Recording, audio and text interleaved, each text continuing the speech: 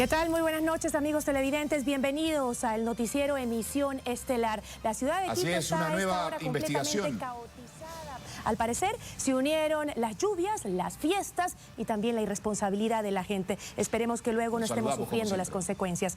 ¿Qué tal, compañeros? ¿Cómo están? Listos con la información más destacada de esta jornada.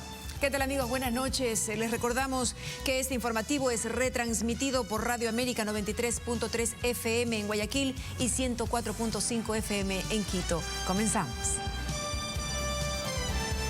La violencia que no da tregua en el país. Hoy asaltaron un blindado en Manta, provincia de Manabí.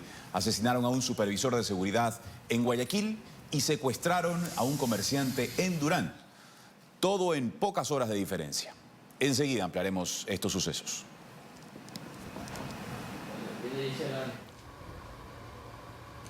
Hasta tanto le contamos que la cúpula militar fue relevada. El presidente Lenín Moreno designó vía decreto ejecutivo a Washington Buñay como comandante del ejército, Rafael Poveda, comandante de la Marina, y Gustavo Agama, comandante de la Fuerza Aérea. Conozcamos sus perfiles.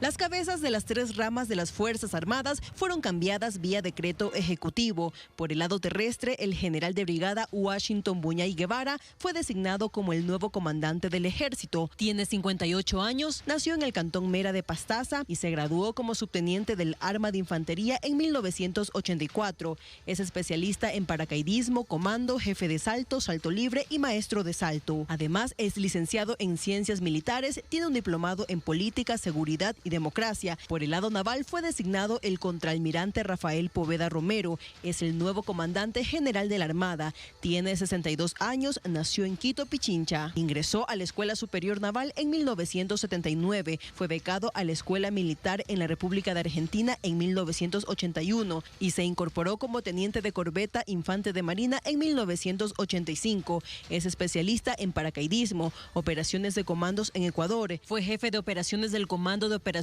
Norte y edecán naval del señor presidente de la República. Mientras que el brigadier general Gustavo Agama Pérez es el nuevo comandante de la Fuerza Aérea Ecuatoriana. Tiene 58 años, es licenciado en Ciencias Aeronáuticas Militares. Realizó cursos de militarización, de supervisión, mando y control. Piloto listo para el combate 2 del avión MK-89, un curso básico de inteligencia y piloto instructor. Darán continuidad a la aplicación de la política de defensa y se han conformado los órganos operativos que conforman el Comando Conjunto de las Fuerzas Armadas. Ellos reemplazarán a Mauricio Campuzano, Darwin Jarrín y Luis Altamirano, excomandantes de las Fuerzas Aérea, Naval y Terrestre respectivamente. Campuzano y Jarrín cumplieron sus 2 años en el cargo, mientras que Altamirano fue posesionado junto al jefe del Comando Conjunto de las Fuerzas Armadas, Luis Lara, hace 14 meses tras su destacada labor durante el paro nacional de octubre de 2019. Una trayectoria, un cumplimiento de funciones extraordinario. Ahora la nueva cúpula dirigirá la defensa del país. Fabiola Santana, TC Televisión. Y pasando a otro tema, sujetos armados interceptaron un blindado y robaron una considerable cantidad de dinero. El atraco fue reportado en Manta, provincia de Manabí.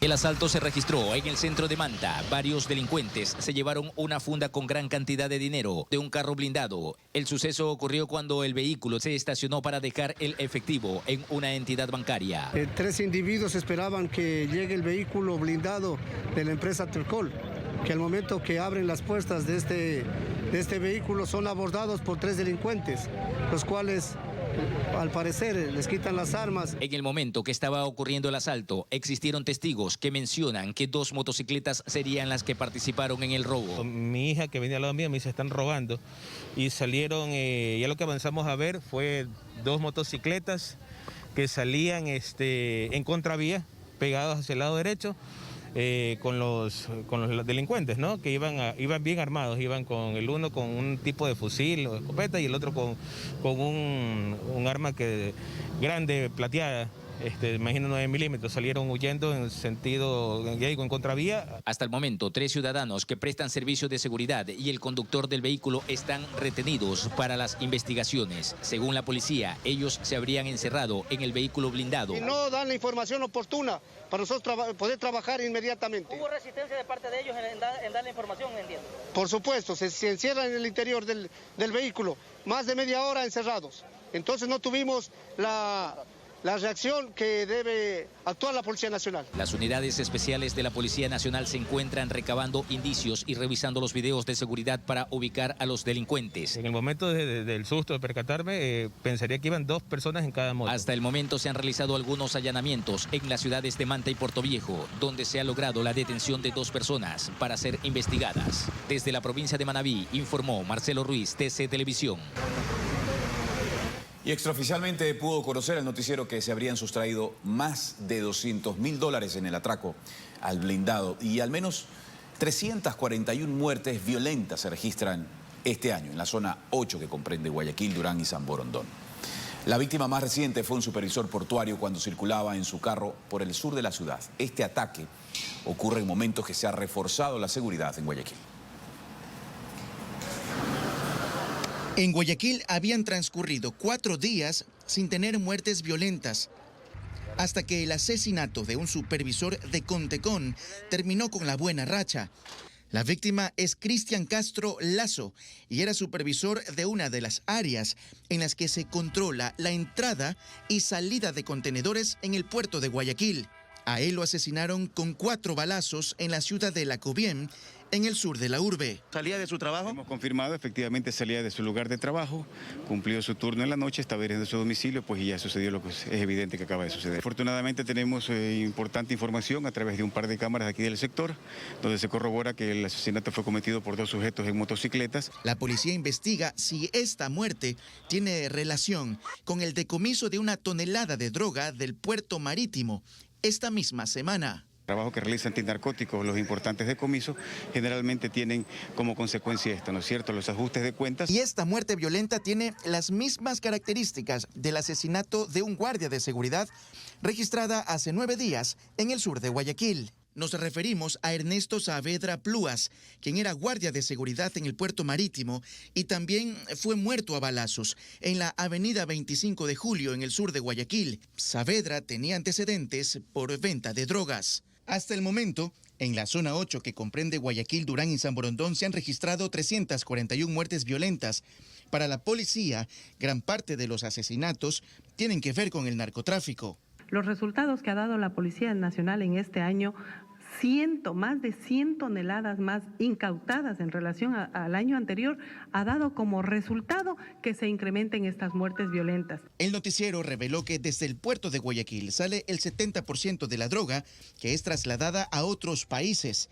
2 bandas se disputan en las calles y en las cárceles el control de su territorio. Una investigación que hicimos en el noticiero, constatamos que esta es una zona de este grupo conocido como los lagartos, general. Bueno, particularmente este lugar no es una zona que nos determina a nosotros que existe seguridad o violencia. El distrito Esteros, en términos generales, siempre ha sido un lugar bastante conflictivo, pero parte de la investigación tratará de determinar si tiene relación con alguna de estas organizaciones delictivas. Sobre la muerte del supervisor de Contecón, la empresa expresó su solidaridad frente al hecho violento. Esta muerte es la segunda relacionada con trabajadores del puerto de Guayaquil en los últimos 9 días. Emilio Zamora, TC Televisión. Y la policía liberó a una persona que fue secuestrada después de que salió de su vivienda en el cantón Durán. Un testigo dio la alerta del caso, lo que permitió detener a los implicados. La víctima resultó bastante agredida. El carro fue interceptado por la vía Durán-Boliche. La víctima fue encontrada amarrada y su cabeza tapada con un pasamontañas. Los delincuentes lo golpearon violentamente para que no se resistiera al secuestro. Amenazado con revólver y me partieron la cabeza. Me tiraron al piso. ¿Qué le decían? Ellos, no sé qué era que querían, no entiendo qué querían. Sí que la camioneta, plata, pero yo no tengo plata. La víctima asegura que 2 sujetos en una motocicleta lo interceptaron cuando salía de su casa en el cantón Durán. Un testigo que presenció el hecho fue quien dio aviso a la policía sobre el secuestro. Asimismo se encuentra aquí como evidencias 4 cartuchos 38 largo, un arma, un revólver artesanal. Están las 2 personas detenidas, uno de ellos tiene 2 detenciones, una detención por tenencia de armas y otra por robo. Los sujetos al parecer recibieron información sobre el manejo de dinero que la víctima tenía por una finca en Salitre. Interceptado en una motocicleta aquí en el sector de Los Helechos, en Durán, donde que se bajan los 2 individuos, proceden a apuntarles con arma de fuego y proceden a llevarse el vehículo conjuntamente con el conductor. El hacendado víctima de este secuestro acudió a la fiscalía a presentar la denuncia. Jorge García, TC Televisión. Nuevo golpe al tráfico de drogas en el país. La policía incautó casi media tonelada en Jaramijó en el doble fondo de una embarcación. Con este golpe son 15 las toneladas decomisadas en Manabí en lo que va de este año. En Manabí, agentes de la Unidad de Investigaciones Antinarcóticos UIAN lograron la incautación de casi media tonelada de sustancias sujetas a fiscalización en el patio de un inmueble en el cantón Jaramijó. La droga estaría envuelta con cinta de embalaje. Se presume cocaína con un total de 412 paquetes. Estos 412 paquetes dieron como un peso bruto de 474.212 gramos de clorhidrato de cocaína. Tras varias semanas de investigación por parte de los agentes, se logró determinar que una organización narcodelictiva habría adquirido una vivienda para cometer actos ilegales. Se presume que el sitio presentaba una fachada tipo taller para no levantar sospechas. En este lugar dice que se dedicaban a arreglar las lanchas cuando tenían algún tipo de daño. La droga en mención se encontraba en el piso de la lancha. Estas organizaciones narcodelictivas buscan lugares cercanos a la costa para luego ahí ocultar a través de estas lanchas GoFast para cruzar el océano y llegar a países centroamericanos, así como también a Norteamérica. La operación Atlantis, realizada en este cantón, deja evidencias como una lancha rápida, un motor fuera de borda y la detención de una persona que se encontraba en la vivienda intervenida por la policía. Se logró la aprehensión de la ciudadana ecuatoriana Paola B. En esta provincia, en menos de 24 horas, se han decomisado más de 1,5 toneladas de sustancias sujetas a fiscalización, obteniendo como resultado cerca de 14 toneladas en lo que va del 2020. Hay que recordar que en el 2019 se incautó solo 5 toneladas, es decir, este año existiría un incremento de un 150%. Y a nivel nacional son más de 115 toneladas de droga que se han incautado. Informó Marcelo Ruiz, TC Televisión. En instantes investigan caso de corrupción en el Hospital de Infectología. Allanaron sus oficinas esta madrugada.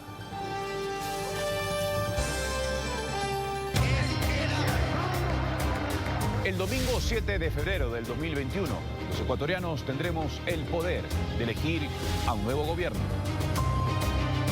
El reto de combatir la corrupción y el desempleo. Una elección que marcará el rumbo del Ecuador en medio de la crisis económica y una pandemia. Voz y Voto 2021. Un programa especial en donde haremos una radiografía política de los aspirantes a dirigir el país. Voz y Voto 2021. En enero, solo por TC. Activa cualquier combo prepago en diciembre y escoge bono para video o música. Actívalo en la app Mi Movistar. El domingo 7 de febrero del 2021, los ecuatorianos tendremos el poder de elegir a un nuevo gobierno. El reto de combatir la corrupción y el desempleo. Una elección que marcará el rumbo del Ecuador en medio de la crisis económica y una pandemia. Voz y Voto 2021. Un programa especial en donde haremos una radiografía política de los aspirantes a dirigir el país. Voz y Voto 2021. En enero, solo por TC.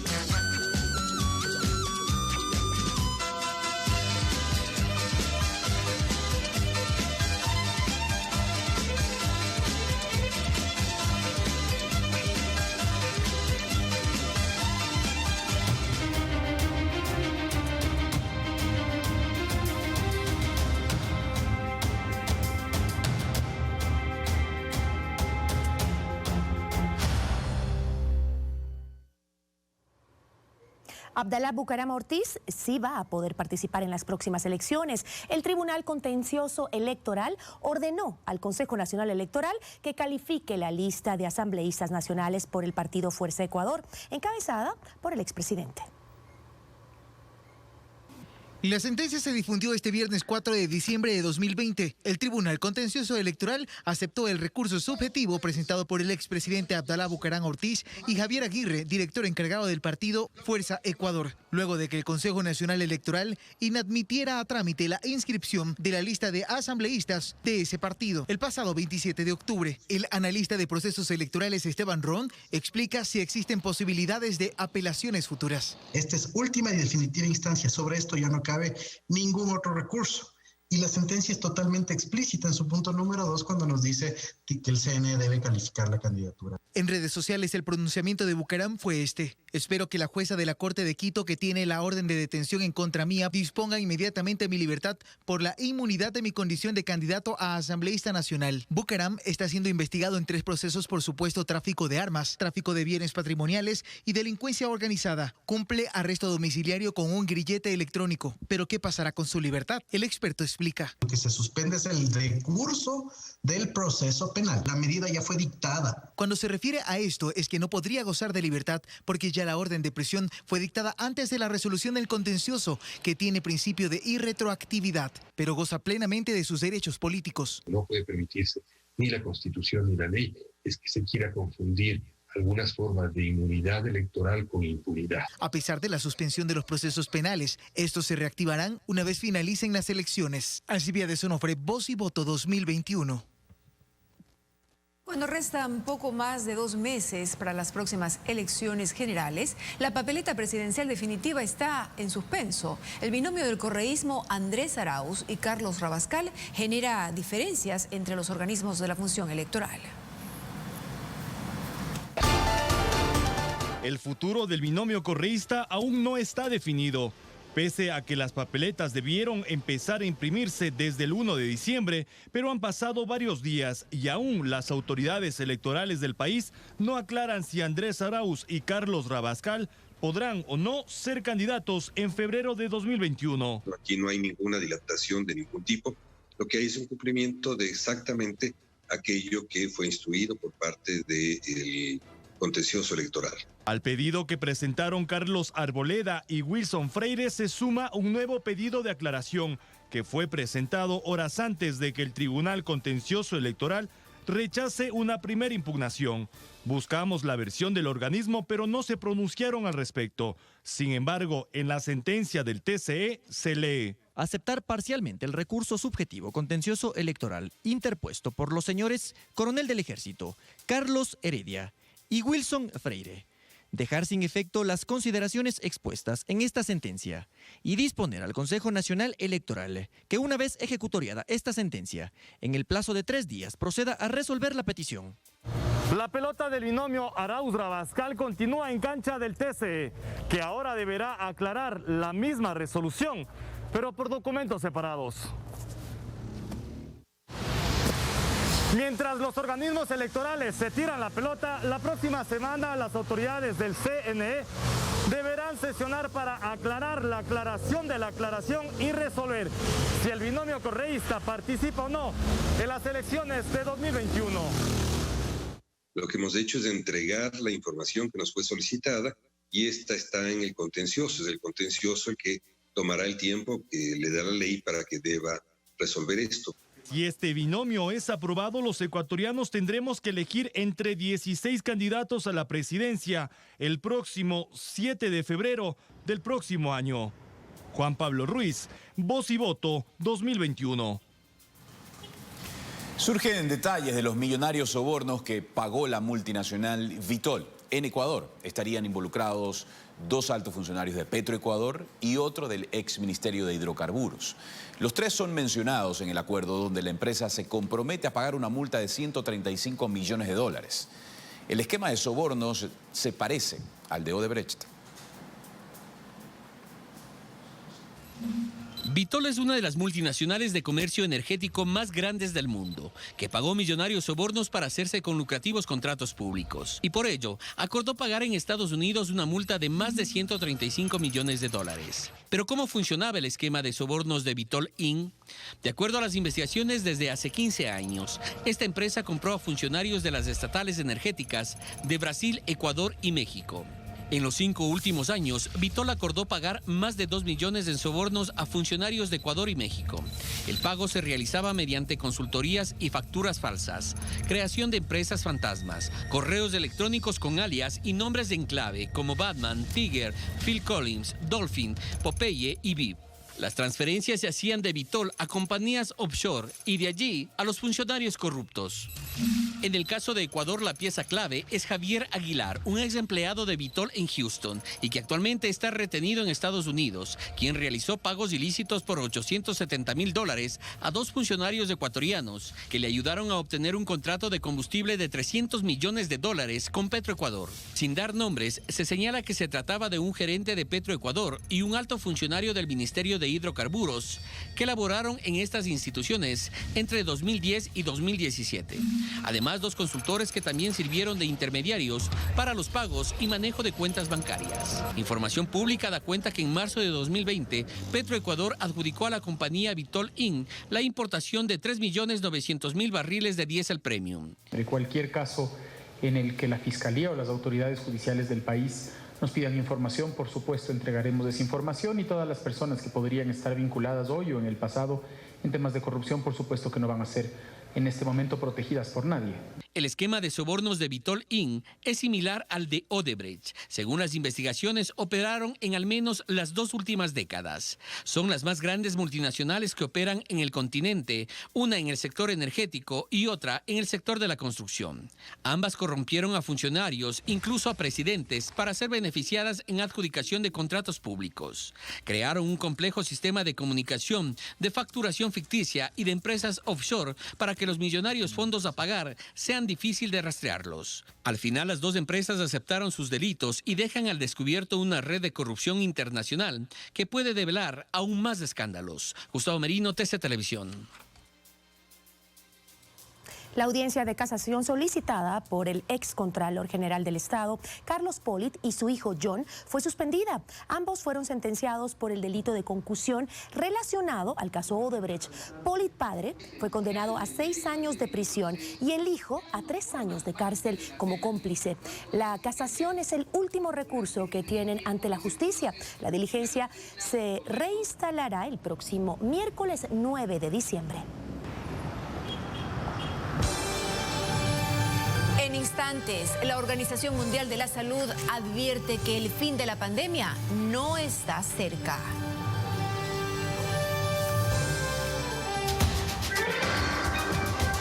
Porque las noticias no se detienen el fin de semana, nuestros equipos siguen al pie de los hechos. Contenidos especiales, más investigación, temas impactantes del acontecer nacional, noticias del mundo. María Gabriela Castro y Jorge Rendón. Seguimos, amigos, para contarles que allanaron esta madrugada las viviendas de varios exfuncionarios del Hospital de Infectología de Guayaquil. Se investiga un presunto delito de peculado en un contrato de compra de insumos médicos. Detalles. En la madrugada, equipos tácticos intervenían varias viviendas en Daule, Durán y Guayaquil.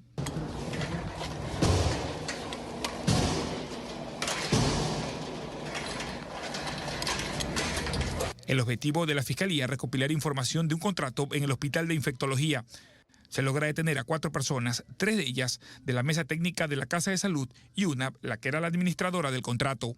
El mismo que se realiza entre la gerente del hospital, Daniela Jacqueline Constante Zambrano, y la beneficiaria, Milena Olimpia Alvarado Sancán. El monto, $369.712. Esto para adquisición de dispositivos médicos y soluciones desinfectantes y antisépticos. Bueno, las órdenes de allanamientos estaban con el fin de recabar elementos que sean solo asociativos al delito que la Fiscalía venía investigando. Esto es documentación, teléfonos y dispositivos de computadoras y laptops. En este proceso existen también órdenes de captura contra la gerente del hospital en esa fecha, además de la directora de compras públicas y la beneficiaria del contrato. Bueno, lo que hay que determinar es si es que el contrato cumplió con la normativa que prevé la ley de contratación pública y asimismo determinar si existe o no perjuicio al Estado con respecto a la asignación de este contrato. Otro hospital público en Guayaquil que se investiga, esta vez por peculado. Personal médico y administrativo del Hospital de Infectología decidió realizar un plantón en los exteriores de la Casa de Salud como medida de rechazo por los hechos suscitados en las últimas horas, sobre todo con las detenciones. Mauricio Ceballos, TC Televisión.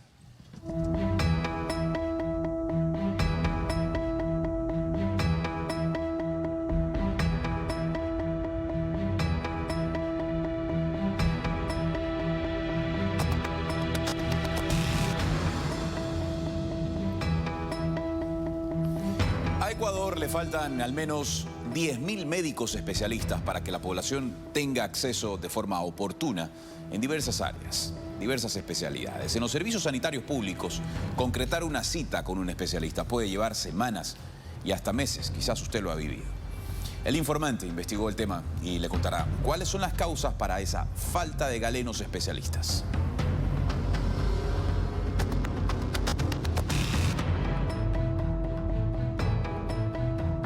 En Ecuador, la falta de especialistas médicos se hace evidente y se ha convertido en un tema preocupante para pacientes y autoridades que reconocen que existe un déficit de profesionales en ciertas áreas de salud. Que hace años hubo una ministra que suspendió todos los posgrados y esto creció con una brecha de 6 años sin posgrados.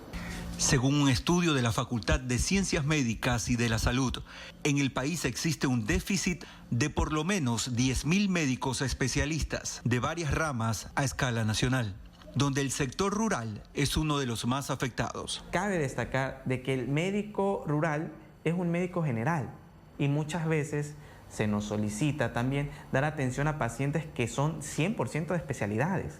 Una de las causas de este déficit sería el difícil acceso y pocas garantías que tienen los médicos para poder acceder a un posgrado en el Ecuador. Esto ocasiona que vean en otros países una mejor oportunidad para especializarse en diversas ramas, donde además buscan la oportunidad de hacer su vida. ¿Qué no me gustaría a mí poder triunfar y todo lo que he aprendido como profesional implementarlo en mi país? Lamentablemente se cierran las puertas. En este país un título extranjero te abre muchas puertas, en cambio un título ecuatoriano no tanto. Mientras, la preocupación de los pacientes que no pueden acceder a médicos especialistas crece en medio de la incertidumbre por saber si algún día podrán ser atendidos.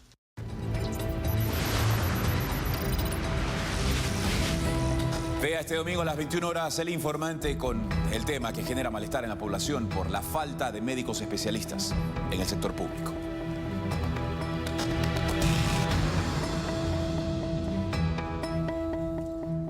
Y en otros temas le contamos que en Guayaquil ya se cumplen las nuevas disposiciones del COE cantonal en el aeropuerto de la ciudad. Personal del aeropuerto José Joaquín de Olmedo de Guayaquil verifica que los vehículos particulares que ingresen solo esté la persona que viene a retirar al pasajero. Otra de las medidas que ya se está cumpliendo es hacer fila en la señalética indicada. Además, adicional a la prueba PCR que el pasajero debe presentar al arribar a Guayaquil, personal del Ministerio de Salud Pública hará control aleatorio, es decir, seleccionarán viajeros de cada vuelo y se les realizará pruebas rápidas para reconfirmar sus resultados. Nos hicieron un filtro, nos solicitaron la PCR que traemos desde Colombia, revisaron, verificaron y ya nos dejaron pasar. ¿Sí vio que en el aeropuerto estaban controlando? Claro, allá y aquí, sí, está bien. ¿Quién la viene a recibir? ¿Cuántas personas? No, una nomás, mi yerno. ¿De qué país viene? Chicago. Cuénteme, ¿han cumplido con las normas de bioseguridad? Sí. ¿Qué le pedían en el aeropuerto? Para principiar, o sea, es para tomar el avión, la prueba de COVID. La Policía Nacional ofrece a los pasajeros el plan retorno, que consiste en custodiarlos desde el aeropuerto hasta su domicilio, para garantizar su seguridad. Estamos todo el día, en todos los vuelos que haya en el día. Puede acceder acercándose a la mesa. Las nuevas medidas se rigen con el objetivo de evitar aglomeraciones, sobre todo en esta época, que hay aumento de viajeros por las festividades navideñas y de fin de año. Nicole Khalil, TC Televisión. Enseguida, más noticias para ustedes. Varios países han empezado a planificar sus campañas de vacunación con la esperanza de atajar el virus. Sin embargo, la Organización Mundial de la Salud y la Organización de Naciones Unidas advirtieron que la llegada de las dosis no significa el fin de la pandemia. Las vacunas son una parte importante de la batalla contra el COVID, pero no acabarán por sí solas con la pandemia. Así lo advirtió este viernes el director general de la Organización Mundial de la Salud. El progreso de las vacunas nos da a todos un impulso y ahora podemos empezar a ver la luz al final del túnel. Sin embargo, a la OMS le preocupa que haya una percepción cada vez mayor de que la pandemia ha terminado. La verdad es que en la actualidad muchos lugares están siendo testigos de una transmisión muy alta del virus. El jefe del organismo advirtió que no todo el mundo tendrá acceso a las vacunas a principios del año que viene y que están viendo surgir datos de que la protección no puede ser de por vida y por lo tanto puede haber reinfecciones. En la misma línea se expresó este viernes el secretario general de la ONU, Antonio Guterres, quien advirtió que la vacuna no pondrá fin a la devastación causada por la pandemia. Las vacunas pueden estar disponibles en las próximas semanas y meses, pero no nos engañemos. Una vacuna no puede deshacer el daño que se extenderá a lo largo de los próximos años, incluso décadas. En estos momentos, países como Estados Unidos, Brasil y varios miembros de la Unión Europea atraviesan un fuerte rebrote, lo que pone enorme presión en hospitales, cuidados intensivos y trabajadores sanitarios. No obstante, los funcionarios no dejaron de remarcar que las primeras aprobaciones de las vacunas constituyen noticias alentadoras. Esta semana, el Reino Unido, el país más enlutado de Europa con más de 60.000 muertos, anunció el inicio de la vacunación la próxima semana. Sin embargo, los temores de que el país no reciba tantas dosis como se esperaba de la vacuna de Pfizer y BioNTech antes de fin de año llevaron a las autoridades a poner en la lista de espera al personal de primera línea del Servicio Nacional de Salud y ahora se espera que los residentes de los hogares de ancianos comiencen a recibir sus inyecciones en pocos días. Pamela Montilla, TC Televisión.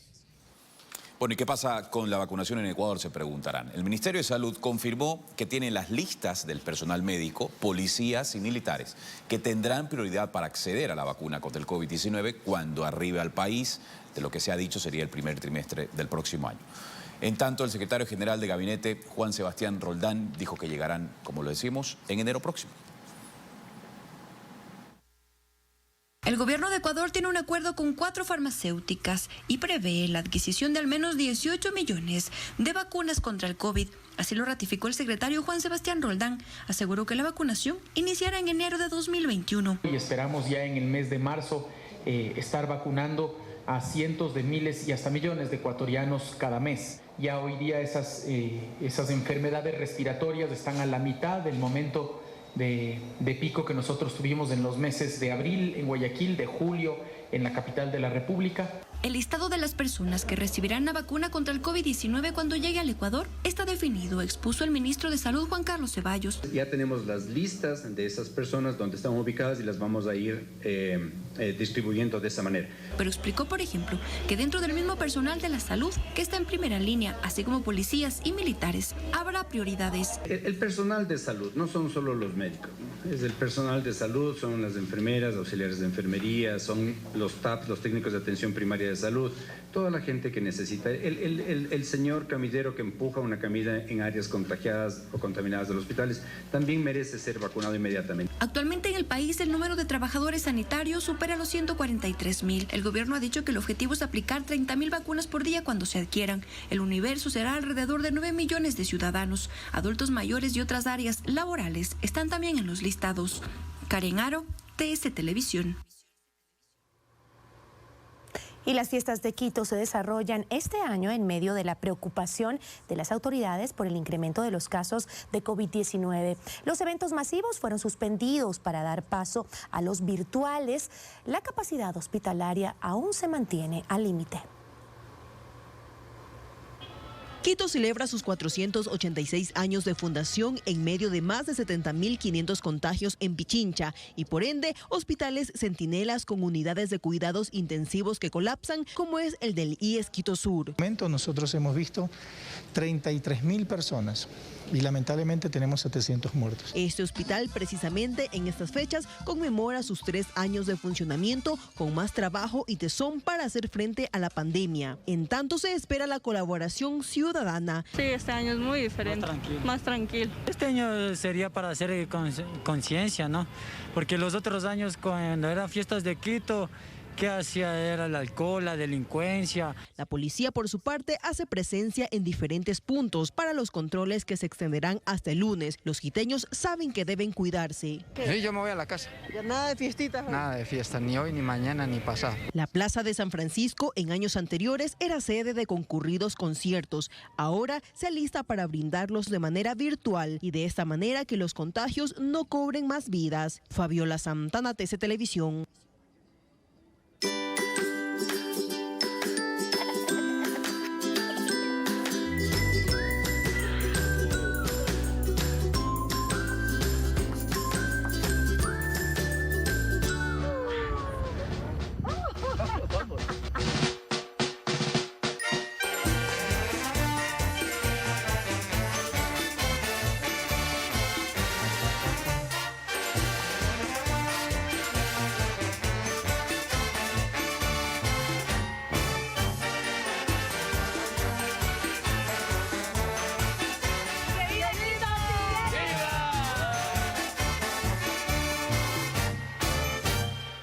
Por supuesto que viva Quito, y a celebrarlo el presidente Lenín Moreno lideró el gabinete ampliado en la capilla del Museo de la Ciudad. Fue invitado el alcalde Jorge Yunda. Se analizaron varios temas y también los mecanismos para combatir la inseguridad. En este sentido, se confirmó que 300 policías más patrullarán las calles de la capital. Sí, la reunión lleva ya más o menos 40 minutos y se desarrolla en la capilla del Museo de la Ciudad, un lugar muy pero muy bonito a propósito de las fiestas de Quito. Además de analizar temas relacionados con trabajo, salud y dolarización, acá se discute también el mecanismo que se implementará para lo que será el retorno progresivo a clases. El presidente de la República, Lenín Moreno, aprovechó la oportunidad para dar la bienvenida al nuevo ministro de Gobierno, Patricio Pazmiño, y despedir. El primer punto que visitamos es el sector de la 24 de Mayo, en el centro histórico de Quito. Efectivamente, varios policías están ubicados en puntos estratégicos.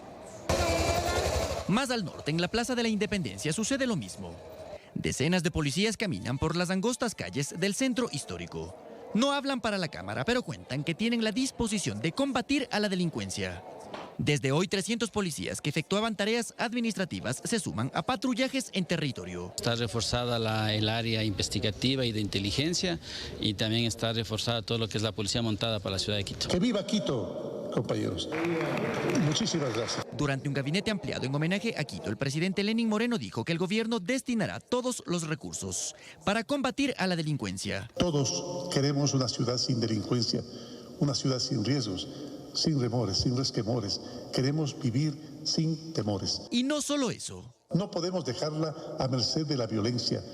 Lo de octubre del año pasado no puede volver a repetirse. El alcalde de Quito, Jorge Yunda, fue invitado a esta reunión de gabinete ampliado que se desarrolló en el Museo de la Ciudad a propósito de las fiestas de la capital. El burgomaestre se refirió a los operativos que se desarrollan para controlar y combatir a la delincuencia. Confirmó que 5.000 uniformados de varias instituciones se sumarán a los controles de seguridad. También verificamos que policías metropolitanos están en algunas calles de Quito. Agentes de tránsito, agentes metropolitanos de control. No lo permitimos en la pandemia y no lo vamos a permitir ahora en estos momentos que podría darse esos focos de inseguridad. El jefe de Estado dijo que en 42 meses de gestión el gobierno entregó a Quito 8.300 millones de dólares. Habló del apoyo para la construcción del metro y del proyecto que quedará pendiente, el metro férico. Cristian Hidalgo, TC Televisión. Le contamos que entre 1850 y 1870 se tomaron las primeras fotografías de Quito. Les presentamos una comparación para constatar cómo ha cambiado la carita de Dios. cruzando el puente de piedra. A lo largo de la historia, la fotografía ha registrado la evolución de Quito y su gente. Encontramos fotografías muy antiguas como esta de la iglesia de la Compañía tomada en 1870. Han pasado 150 años y esta edificación continúa siendo una de las más bellas de la ciudad. También hallamos una instantánea del Monumento a la Independencia que fue tomada en 1906. Han pasado 114 años y el reconocimiento a los héroes del 10 de agosto continúa intacto. La ciudad para esta época se mantiene todavía dentro de lo que era el espacio original, lo que hoy le llamamos centro histórico. Las primeras fotografías de Quito y del país se tomaron entre 1850 y 1860. Sin embargo, a las personas de esa época no les gustaba ser retratadas, ya que decían que se les quitaba el alma. Recién desde 1870 se empezó a capturar a diferentes personajes de Quito en los espacios públicos. Documentos importantísimos que hoy nos permiten justamente desentrañar el pasado de muchos espacios, edificios y costumbres de Quito. En 1901 el Panecillo fue capturado cuando no tenía casas ni vegetación. En la actualidad está poblado y es uno de los sitios turísticos más importantes de la ciudad. Mientras que en el Arco de Santo Domingo en 1947 se registró el tranvía que recorrió la ciudad hasta 1948. Ahora por el mismo sector circula el trolebús, el principal medio de transporte de los quiteños. Había la costumbre de iluminar las fotografías porque eran en blanco y negro. Desde 1970 la ciudad se empieza a expandir hacia el norte. Encontramos esta fotografía del Parque La Carolina, donde se observa la avenida Eloy Alfaro, sector por donde ahora circula una gran cantidad de vehículos. La avenida Naciones Unidas, donde se construyó el Estadio Olímpico, era el límite de la ciudad, que fue fotografiado en 1973. Ahora este sector es el corazón financiero y comercial de la capital. Es a partir de los años 70 y con la presencia del capital del petróleo en que se favorece la urbanización de estos sitios.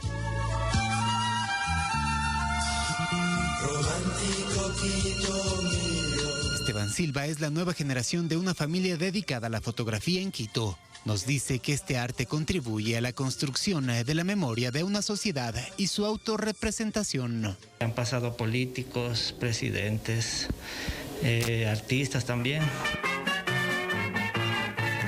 La fotografía no solo es la ilustración de una época, también captura la mentalidad y las costumbres de las personas. Isaías Cruz, TC Televisión.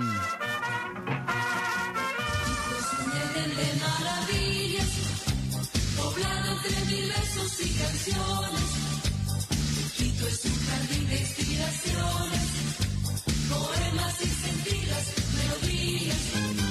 Pareces una reina de leyenda, luciendo la corona de su historia, que brilla por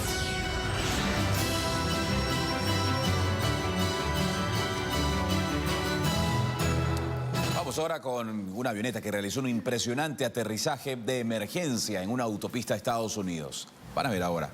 Esto en la noche, mientras circulaban autos por la vía.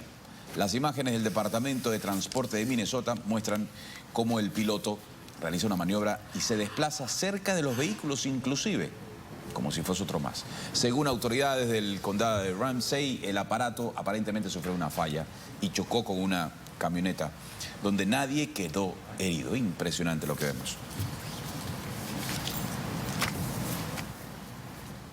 Y en Honduras, un hombre murió en la incautación de una bimotor que llegó desde Venezuela cargada de cocaína. Según las autoridades, la aeronave fue interceptada en el sector de Bruce Laguna. Esto es en el departamento de Gracias a Dios, frente al Caribe, al este del país. Los tripulantes, al parecer, pretendieron hacer creer a las autoridades que transportaban ayuda humanitaria de las Naciones Unidas para los damnificados de las recientes tormentas tropicales Iota y Eta. La aeronave estaba pintada con los colores del organismo internacional y fue interceptada por las Fuerzas Armadas. Y colapsó el histórico telescopio de Arecibo en Puerto Rico. En sus 57 años de operación, el aparato fue utilizado por astrónomos y permitió descubrir los primeros planetas en órbita alrededor de las estrellas diferentes del Sol. El deterioro del telescopio comenzó en agosto y en noviembre se lo consideró inútil, por lo que la institución anunció su desmantelamiento. Desde entonces se prohibió el acceso por temor a que se desplomara, lo que acabó ocurriendo esta semana, como lo ven en las imágenes.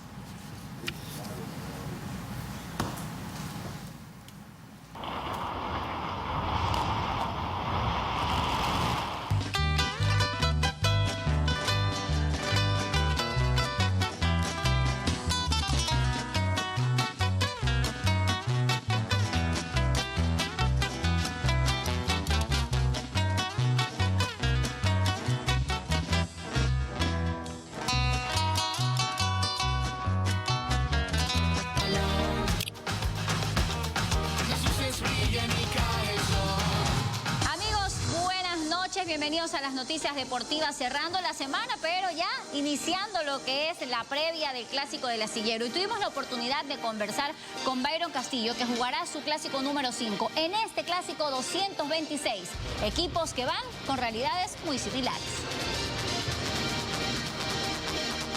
El último clásico del 2020 se disputará este domingo y el jugador Byron Castillo nos cuenta cómo enfrentarlo. Yo creo que es algo bonito, ya lo he vivido y ahora es un clásico muy importante tanto para ellos, para nosotros, y estamos muy positivos. Muy bien, háblanos un poco, este sería, ¿cuál número de clásico para ti? Sería mi quinto clásico jugado y bueno, se siente el ambiente toda la semana, estar contento, feliz y se espera con mucha ansia. ¿Cómo se prepara Byron Castillo en un clásico donde te veremos en el rol titular y donde te has ganado esa titularidad, esa confianza del profe? Yo creo que como todos los partidos, tranquilo, sereno, entrenando muy bien el día de la semana, alimentándome, el descanso es lo fundamental y siempre con la mente positiva. María José Flores, TC Deportes. Y vamos a seguir hablando del clásico porque hay jugadores retirados.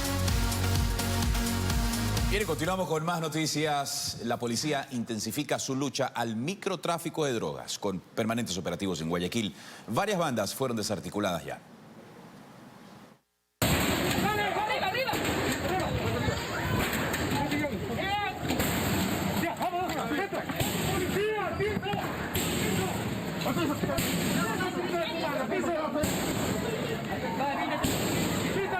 Esta fue una de las incursiones de los agentes de investigación antidrogas de la zona 8 en un domicilio del sur de Guayaquil en las últimas horas. En el allanamiento fueron apresados 6 sujetos, 3 de ellos con antecedentes penales. Se les decomisó 1000 dosis de droga, entre marihuana y heroína, y también se les retuvo una motocicleta.